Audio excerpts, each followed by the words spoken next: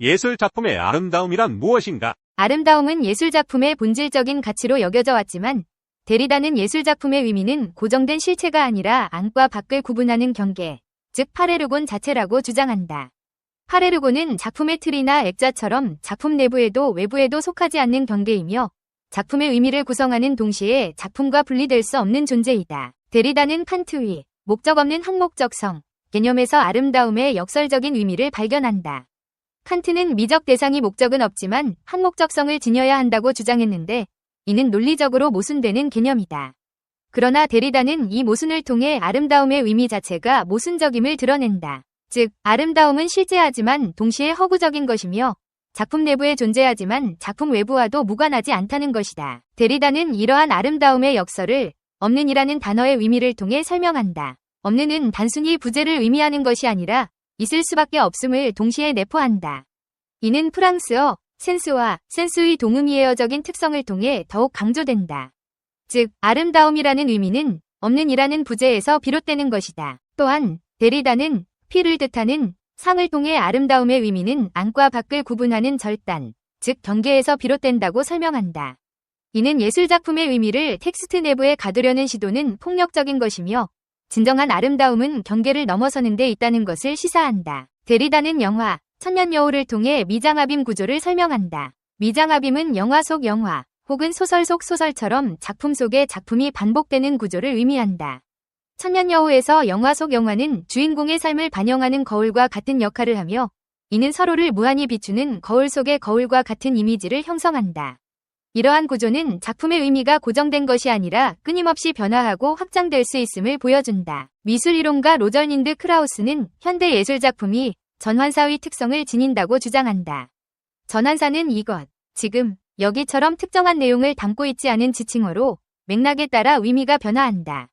이는 현대 예술작품이 미리 정해진 의미를 갖는 것이 아니라 관객과의 상호작용을 통해 끊임없이 의미를 생성하고 변화시킨다는 것을 의미한다. 결론적으로 데리다의 관점에서 아름다움은 고정된 실체가 아니라 끊임없이 변화하고 확장되는 경계 자체이다.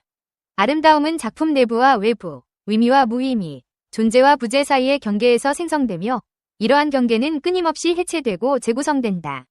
따라서 아름다움은 단일한 정의나 규정으로 설명될 수 없으며 끊임없는 해석과 재해석의 대상이 된다. 예쁠수록 수명 길다 매력적인 외모, 과학적 근거. 아름다움은 인류 역사를 관통하는 끊임없는 관심사였다. 시대와 문화를 초월하여 아름다움은 찬양의 대상이 되었고 때로는 질투와 시기의 원인이 되기도 했다.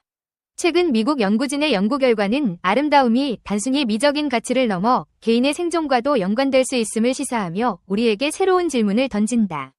과연 아름다움은 어떤 메커니즘을 통해 수명에 영향을 미칠까? 그리고 이러한 연구 결과는 우리 사회에 어떤 함의를 던지는가? 여기서는 최신 연구 결과를 바탕으로 아름다움과 수명의 상관관계를 심층 분석하고 그 이면에 숨겨진 사회적, 심리적 요인들을 탐구하며 이러한 연구 결과가 우리 사회에 던지는 윤리적 문제와 과제를 논하고자 한다. 최근 발표된 연구 결과에 따르면 매력적인 외모를 가진 사람들이 더 오래 살 가능성이 높다고 한다. 1957년 위스콘신 고등학교 졸업생들을 대상으로 한 장기 추적 연구에서 졸업사진에서 매력적이라고 평가된 사람들이 덜 매력적이라고 평가된 사람들보다 더 오래 살았다는 결과가 나왔다. 이러한 상관관계는 소득, 교육 수준, 결혼 상태, 건강 상태 등 다른 변수들을 통제한 후에도 유의미하게 나타났다. 이러한 결과는 아름다움이 단순히 주관적인 판단 기준이 아니라 건강과 생존에 영향을 미치는 객관적인 요인일 수 있음을 시사한다. 아름다움은 좋은 유전자, 건강한 생활 습관, 긍정적인 심리 상태 등 다양한 요인과 관련될 수 있으며 이러한 요인들이 복합적으로 작용하여 수명에 영향을 미칠 수 있다는 것이다. 하지만 아름다움과 수명의 상관관계는 단순히 생물학적인 요인으로만 설명될 수 없다. 사회적, 심리적 요인 또한 중요한 역할을 한다. 매력적인 외모는 사회적 상호작용에서 유리하게 작용하며 더 많은 사회적 지지와 기회를 얻을 수 있게 한다. 이는 스트레스 감소, 자존감 향상, 더 나은 삶의 질로 이어져 건강과 수명에 긍정적인 영향을 미칠 수 있다. 매력적인 외모는 자신감과 긍정적인 자아상을 형성하는 데 도움을 준다. 이는 스트레스를 줄이고 심리적 안정감을 높여 건강에 긍정적인 영향을 미칠 수 있다.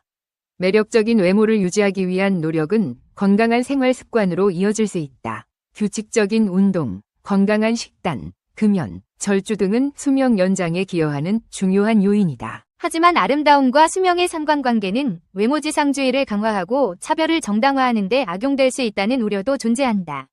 외모가 개인의 가치를 평가하는 절대적인 기준이 될 수 없으며 외모에 기반한 차별은 사회정의에 어긋난다. 외모가 채용, 승진, 인간관계 등 다양한 영역에서 불이익을 초래하는 경우가 있다.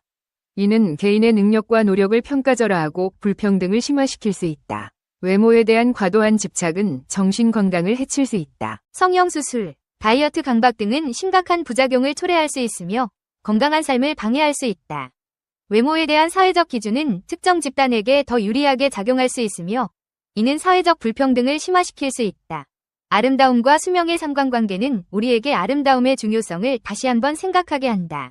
하지만 아름다움은 단순히 외모에 국한되는 것이 아니라 내면의 건강함과 긍정적인 에너지에서 비롯되는 것이다. 건강한 생활 습관, 긍정적인 마음가짐, 자기관리 등은 외적인 아름다움뿐만 아니라 내적인 아름다움을 가꾸는 데도 중요하다. 사회는 다양한 아름다움을 인정하고 존중하는 문화를 조성해야 한다. 외모에 대한 획일적인 기준을 강요하는 대신 개인의 개성과 다양성을 존중하는 사회가 되어야 한다. 진정한 아름다움은 외모뿐만 아니라 인격, 지성, 능력 등 다양한 요소에서 비롯된다. 내면의 아름다움을 가꾸는 것은 삶의 질을 향상시키고 행복을 증진시키는 데 중요하다. 아름다움은 삶의 성물이자 과제이다. 아름다움은 우리에게 기쁨과 행복을 주지만 동시에 사회적 문제와 윤리적 고민을 안겨준다. 우리는 아름다움의 긍정적인 측면을 활용하면서도 그 이면에 숨겨진 위험성을 인지하고 경계해야 한다. 아름다움을 통해 건강하고 행복한 삶을 추구하면서도 외모지상주의와 차별을 극복하고 다양한 아름다움을 존중하는 사회를 만들어 나가야 할 것이다. 한국의 대표적 꽃미남 배우 장동건이나 이민호와 결혼하면 그이와 꼭 닮은 꽃미남 아들을 낳을 수 있으리라 상상하는 여성이 많다. 그러나 최신 연구 결과에 따르면 대답은 아니올 시대가 되기 쉽다. 미국 세인트 앤드류대 심리학자 엘리자베스 코넬 박사와 데이비드 파레트 박사는 남자 100명과 여자 100명의 본인 사진과 부모 사진을 구해 얼굴에 나타나는 특징을 매력, 남성다움, 여성다움 등 3가지 기준으로 점수를 매겼다. 부모의 얼굴 매력은 자녀에게 유전된다는 전제를 가지고 실험을 시작한 연구진은 딸의 얼굴에서는 원하는 결과를 바로 얻을 수 있었다. 유명한 미국 여배우 골디 혼의 미녀 딸 케이트 허드슨 등에서 바로 딸이 부모로부터 물려받는 미모는 바로 증명된다. 문제는 아들이었다. 꽃미남, 꽃미녀가 결합한 경우에서 아들은 꽃미남이 아닌 경우가 계속 발견됐기 때문이었다. 고민에 빠진 연구진은 이 문제에 골똘히 매달렸다. 그 결과 내린 결론은 미모는 아들한테는 유전되지 않는다였다. 아들에게서 분명히 발견되는 특징은 아버지가 각이 날카로운 남성적인 얼굴을 갖고 있을 경우 아들의 얼굴도 거의 남성적인 얼굴을 갖게 된다는 것이었다. 그 아빠의 그 아들이라는 속설이 입증되는 순간이다. 이에 대해 파레트 박사는 부모의 미모가 아들에게 바로 전달되지 않지만 이는 큰 문제가 되지 않는다는 결론을 내렸다며 미녀가 힘센 남자를 좋아한다는 데서 알 수 있듯 외모를 상대방 선택의 제일 기준으로 삼는 남성과 달리 여성이 상대방 남성을 고르는 기준은 훨씬 다양하기 때문이라고 설명했다. 미남, 미녀 부부에서 미녀딸이 나온다지만 미녀딸을 만들어내는 데는 엄마보다 아빠가 더 중요하다는 결론도 흥미롭다. 꽃미남 아빠는 엄마의 미모와 상관없이 미녀딸을 낳을 가능성이 높았다. 한편 이 연구에 앞선 한 연구에서는 미남, 미녀 부부의 경우 첫 아기로 딸을 낳을 가능성이 아들을 낳을 가능성보다 1.26배나 높다는 연구 결과가 나와 흥미를 끌기도 했다. 이는 세계의 화제를 모은 바 있는 미남 배우 브래드 피트와 미녀 배우 안젤리나 졸리의 첫 아기가 딸이었다는 데서도 입증됐다. 미모는 아들이 아닌 딸에게 물려줘야 딸이 문남성으로부터 사랑을 받아 자손 번식에 유리하다는 진화론적 선택의 결과로 해석될 수 있을 듯하다. 이 연구는 동물행태학지 최신호에 게재됐다.